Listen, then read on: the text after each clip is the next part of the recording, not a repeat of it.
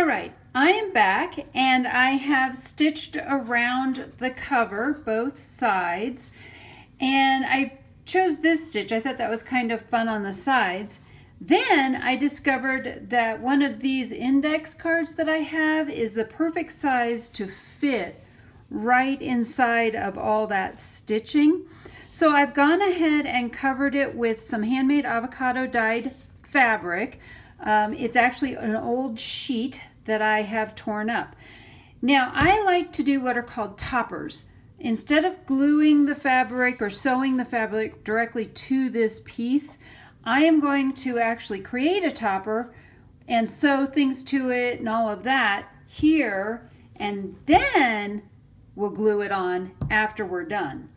And I call it a topper because that's what I've heard other people call it. So that works for me. I have got all kinds of stuff. I've got embroidery thread. I have buttons. I have some things to dangle. I have some Tim Holtz number pieces. I've got some coffee dyed lace. I've got boatloads of lace. I know that I want to do something with this heart. So Tim Holtz makes a die cut and I used it to cut out all of these fun hearts. So I want to do something with that. I have a random leftover piece of lace and I've got one of these book plates as well. So I've got all kinds of goodies here. I even have some twine. I might use some of that. I've got more of this fabric. Oh, here it is. I have some strips of that left over. And so I'm just going to start laying some things out. I have sort of, kind of some idea in my head of what I want to do, but we'll see. And I have distress ink because, you know, distress ink. Anyway, I've got some burlap, and I know that this will be really heavy, but I kind of sort of think I'm going to like some burlap at the top.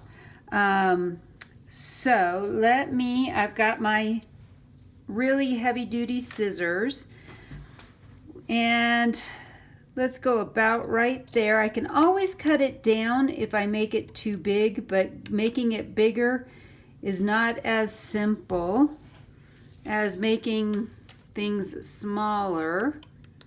And I'm just cutting between all the little pieces of burlap, and I'm just going to set that aside now. Ta-da! I think a lot of people would probably use muslin instead in this part, but I really wanted to use this burlap, and I'm going to. I'm eyeballing it. I think about right there is a good place to cut this. And then I think that's, well, let's see. I'm going to leave that there. Let's just leave that for now. Let's do a couple of other things. I know that I'm thinking I want some lace down here. Let's see what happens. I'm going to tear this music all the way around just this section. I want to get this part, and I think that will be enough for what I want to do. Of course, need to tear this section as well. I love music, so I wanted to put a piece of music down. It looks like I think I need to tear just a wee bit more off of this edge. And this is some genuine old French music that I had that I'm going to use. And then where is that little heart? There's that heart. And I'm going to put that heart there. I want this here, but I need some lace. I am thinking, I'm going to grab, I've got all kinds of laces. Let's see, I have this lace. I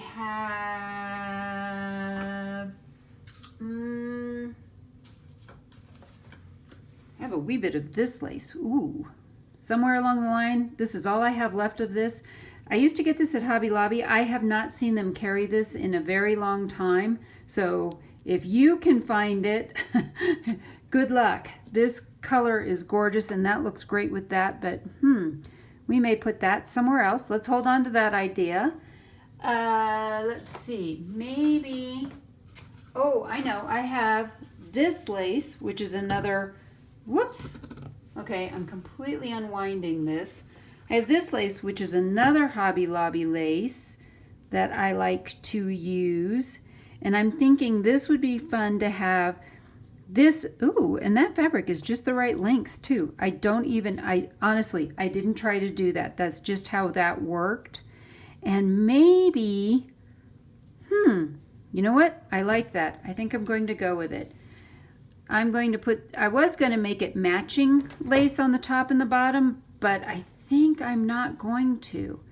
Now the big question is, again, I want to remind you, this is not a tutorial. This is a process video. You're watching me think out loud. Move those buttons. All right, now we've got that, and we've got a couple of things laid out. And now, I want to do something with buttons. And I do have a bit of this fabric, a little bit of this, and maybe, nope, maybe we'll do some buttons over here. Maybe I'll move this down a little bit more. I think that's too high. I don't have enough negative space. All you artist people out there, you're screaming, Michelle, you need more negative space. I can hear you. It's okay. And maybe I'll do that there with some buttons.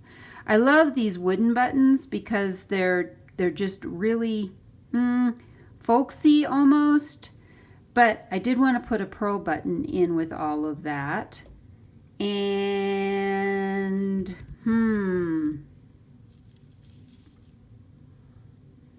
maybe I'll put this behind this, or right through there, and then that there. That may, wait a minute, which side is that sticky on? There it is. All right, so we might do something like that. And then I'm thinking about maybe putting something there. And, ooh, this needs to go down here for sure. Do I want to put a little piece of this fabric behind here? Is this getting to be too much pink? Are we going to barf pink? I don't know. I kind of like it. And then the last but not least, I will find a place to pin this. It may end up getting pinned way down here or up in here someplace, but we'll pin that later. In the meantime, I see a couple of things I need to distress. We're going to distress things. I definitely need to distress this music. Oop, I don't like having those little extra tear places. I'm going to go ahead and tear that off. Let us ink this. I do use gathered twigs. I know most people are vintage photo fans.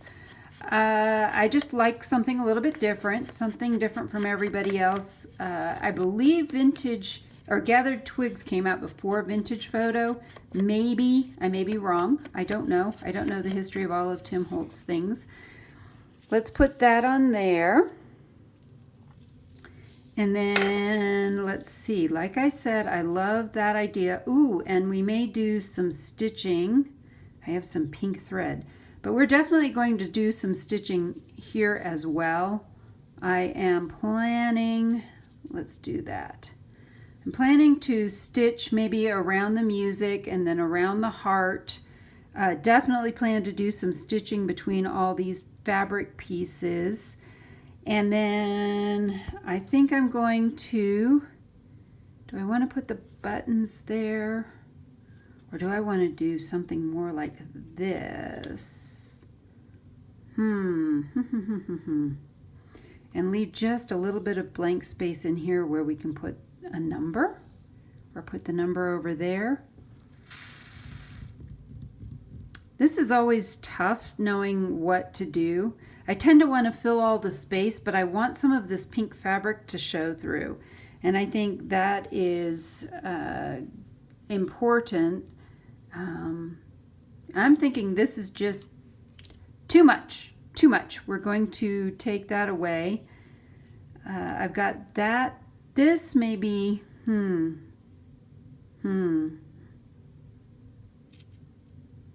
maybe I sew the buttons over this. Or maybe not.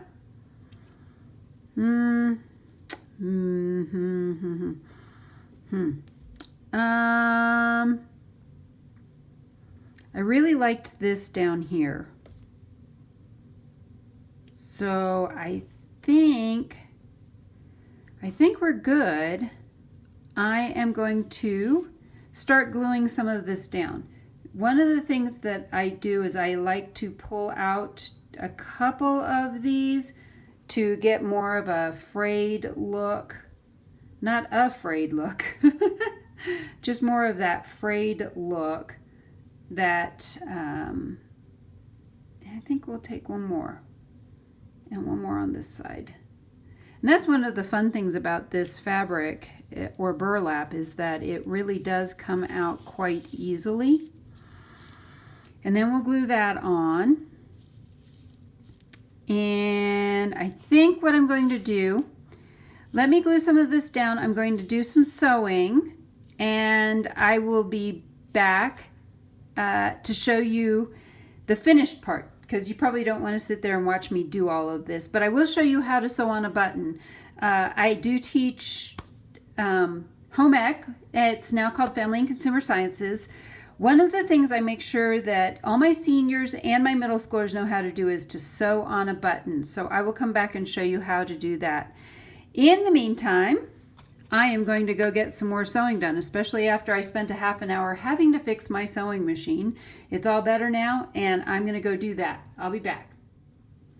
All right, I have done some sewing. I've stitched down the laces. I left this edge free. I am ready now. I would like to sew down these buttons, and I have some pink thread. I was going to try to use the embroidery floss, but I think I'm going to do something actually different with that.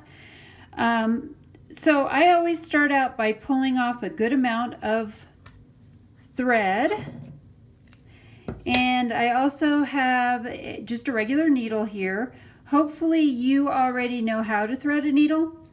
If you're going to try this, I find that it's easier if you pull the thread down towards your fingers and not try to do it way long. Whoops. Okay, let's try that one more time. I actually got it through the needle and then pulled it back out. There we go. And for buttons, I like to double the thread. That way it's a little bit stronger. I am not going to show you how to do a shank. A shank is where the thread gets wrapped around the button in order to give it a little bit of space. But for this purpose, I want these buttons to be good and tight. I don't want them to be able to catch on anything. And that's a quilter's knot. You want a big messy knot for that. I was going to glue down the fabric, but I think I'm going to just try to sew these buttons down and have them hold the fabric. All right, I always start from the back side. And I'm just going to do my best to poke right up into the button. And I did get that on the first try. Now, this is a 4-hole button, and you can do X's or you can do ones that are more parallel. You can do parallelograms, if you will. And of course I'm on camera, so the first thing that happens is I get a knot in my thread. There we go. I think I got it out. There we go. Sometimes just backing your thread out can make a big difference, and doing it again. Thread tends to, because it is wound on top of each other, it tends to want to twist. And yes, I left all of these threads real long and they're getting in the way. I may go back and trim them up a little bit. But I feel like about 3, if I do about 3 of these, it Oops, I'm having trouble poking this through. Too far down. There we go. I find that doing it about 3 times is all you need.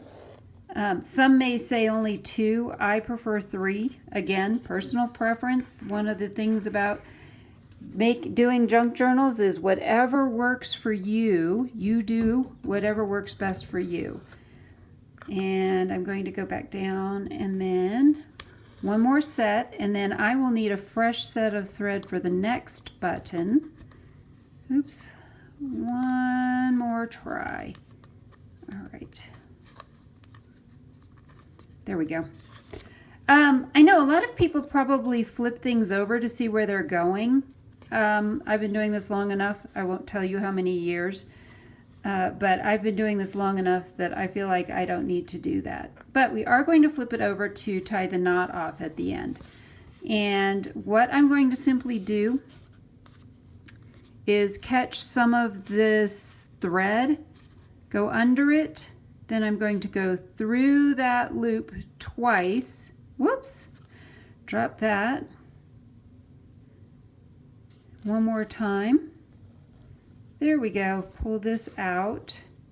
And then once I've made my knot, I do like to run it underneath all the other stitches so that hopefully that does not pull out. That would be the goal. And then I'm going to put a dab, just because of what we're doing and because this is a journal cover, I'm just going to put some dabs of glue on that and let that dry to let that hold that all in place. All right, so I am going to go ahead now and sew the other 3 buttons on.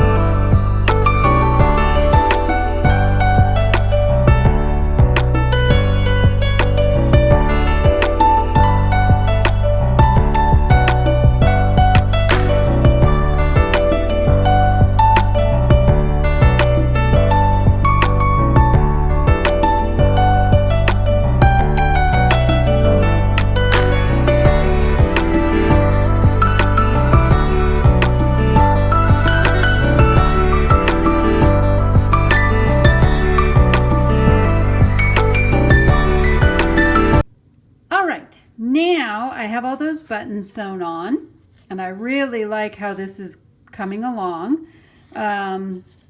Lots of string, lots and lots of string. The person I'm giving this to, I hope she really likes it, and if she wants to cut all these strings off, no problem there. Now, what I need to do is I need to poke some holes, if you will, to get a couple of these things where they need to go. That actually may end up there.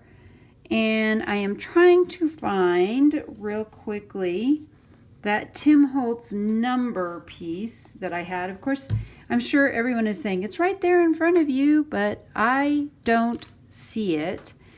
And these were for that, so that's not going to work. I need, oh, what did I do with that thing? I just had it. All right, well, you know, it's only because I have the camera rolling that I cannot find it. There it is. All right, that for sure is going to go there, but I need to probably poke a hole. Now I've lost the other screw. Isn't that cute? I don't know if you can see that, but it looks like a little tiny screw. And I think that is super cute. Nope. I keep wanting to try to use this piece of lace somewhere. I'll find a place for it at some point, but I don't know where at this point.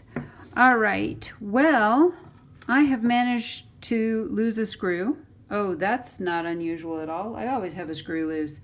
Let me grab a couple of things and I'll be right back again. All right, I found everything. I'm going to set that aside real quick for right now. What I'm going to use is my awl or my pokey tool. This is actually, I found this in the automotive section. But I'm going to use this. I was going to use my crocodile. Two things. One, not everybody has a crocodile, so I want to show you how you can do this without one. You need an old paperback book or some kind of book that you can open into. The other reason I didn't use this is I'm worried that it would make too big of a hole. I don't want this to be a super big hole. I just want this to be big enough that I can pass the little brads through to, and then I can open them up on the back side. So once I kind of get the first one through, I think I will be okay if I can do this still. Let's see. Well, let's take a look at this. Looks like I need a slightly bigger hole. So one of the things you can do is pick it up and kind of work that hole better. And then I'm going to put that on. We're going to put that through. And then it looks like it's got a little tiny screw. I love that part of it. We just want to pull these pieces out so that it's very secure. Again, I will go back and probably do a little piece where oh, that's the problem with that being there. That is not going to want to poke through. Let's see, I think I've poked a couple of different holes in a couple of different places. There we go. Hopefully that is, oh, it looks like it's going to be close enough. Put that through the little hole.